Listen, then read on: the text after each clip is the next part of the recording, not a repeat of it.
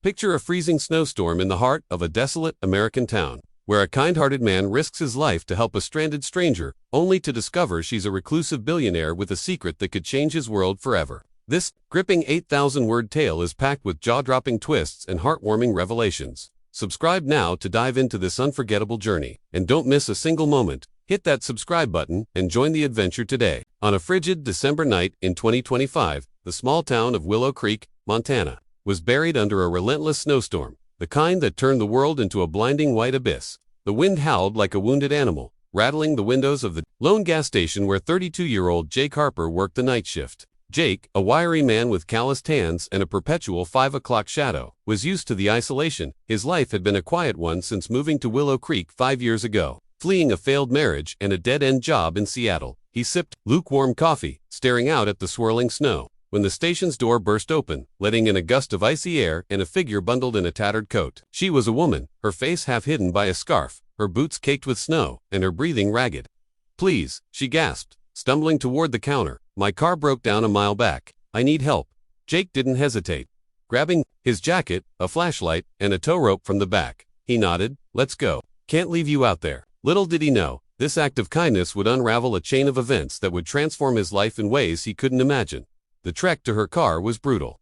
The snow up to their knees, the wind biting at their exposed skin.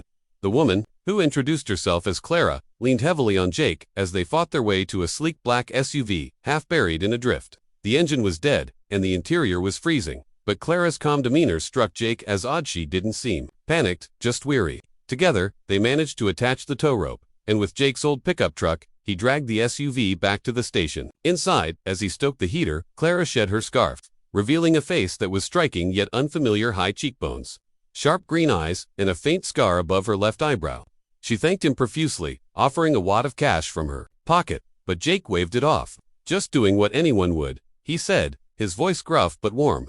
Clara smiled, a mysterious glint in her eyes, and asked to use the phone. As she dialed, Jake overheard snippets. "Safe now?" "Yes, send the team," before she hung up and settled into a chair, watching him with an intensity that made him uneasy.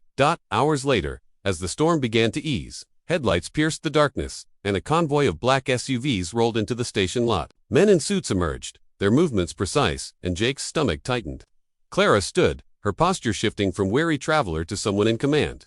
"Jake," she said softly, "I owe you more than you know. My name isn't just Clara, it's Clara Van Holden, and I'm the CEO of Van Holden Enterprises, a multi-billion-dollar conglomerate." Jake blinked, the name ringing a bell from distant news headlines about a reclusive billionaire who'd vanished from public life after a scandal. Before he could process it, she continued, "You saved my life tonight. That deserves more than thanks." She handed him a small, ornate box, insisting he open it later, then disappeared into one of the SUVs with her entourage.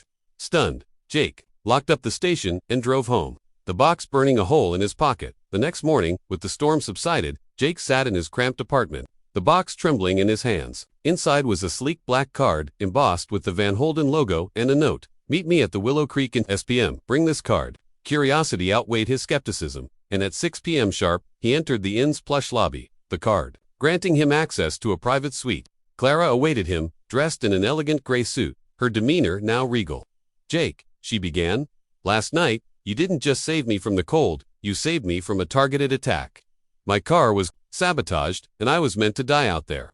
Your bravery exposed a plot within my company." She explained that Van Holden Enterprises was under siege from a rogue faction of executives planning a hostile takeover, and her isolation had been a shield until the snowstorm. "I want to repay you," she said, sliding a contract across the table. It offered him a job as her personal security consultant, with a salary that made his head spin. $500,000 a year plus a signing bonus of $1 million. Jake, a man who'd struggled to pay rent, felt the world tilt. He signed, his hands shaking, and his life changed irrevocably. The weeks that followed were a whirlwind. Jake moved into a secure apartment in Bozeman, trained by Clara's elite security team, and learned the intricacies of corporate espionage. Clara, though guarded, shared pieces of her past childhood in foster care, a rise to wealth through tech innovation, and a betrayal by her former mentor that forced her into hiding. Jake grew to admire her resilience, and a tentative friendship blossomed, but the peace was short-lived. One night, as they reviewed security footage, an explosion rocked the building. Clara's penthouse office had been targeted. They escaped through a hidden exit, but the attack confirmed the syndicate's reach. Clara's face paled. "They're closer than I thought," she whispered. Jake, now fiercely protective, vowed to uncover the traitor. Their investigation led them to Marcus Dre, Clara's CFO, a suave man with a hidden agenda. Surveillance revealed he'd been funneling funds to a mercenary group, the same one behind the Snowstorm sabotage. Confronting him at a company gala, Jake and Clara staged a trap, but Dre escaped, leaving a cryptic message: "You'll never find the vault." The vault, they learned, held evidence of the syndicate's plan's financial records, blackmail material, and the key to dismantling the takeover. The chase took them across Montana, from snowy peaks to underground bunkers, each lead a dead end until a tip pointed to an abandoned mine. Inside, they found the vault, but it was rigged with explosives. Jake's quick thinking disarmed a trap, and inside were documents implicating not just Dre, but a global network of corporations. The revelation was staggering. Clara's company was a pawn in a larger game to control global markets.